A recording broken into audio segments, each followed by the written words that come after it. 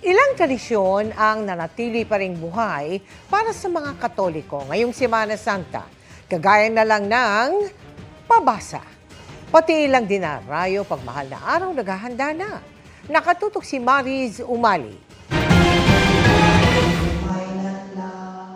Kasabay ng pagsisimula ng Semana Santa ay ang buhay na tradisyon ng pabasa. Kagaya na lang sa Dagupan City kung saan sinimula na ang pabasa sa St. John the Evangelist Cathedral ngayong Lunes Santo.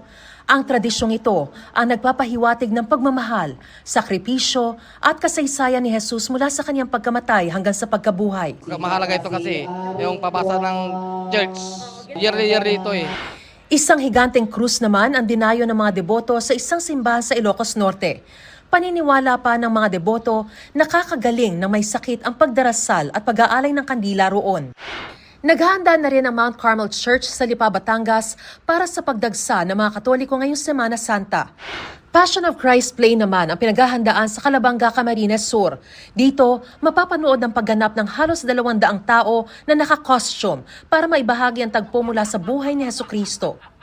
Dinarayo rin ng mga deboto ngayong Semana Santa ang life-size na imahe ng Amang Hinulid o mas kilala bilang Kristong Patay o Santo Sepulcro. Pinaniniwalaang ang imahe na yan ay dinala mula sa Espanya noong ika-19 na siglo. Para sa GMA Integrated News, Mariz Umali, nakatutok, 24 oras.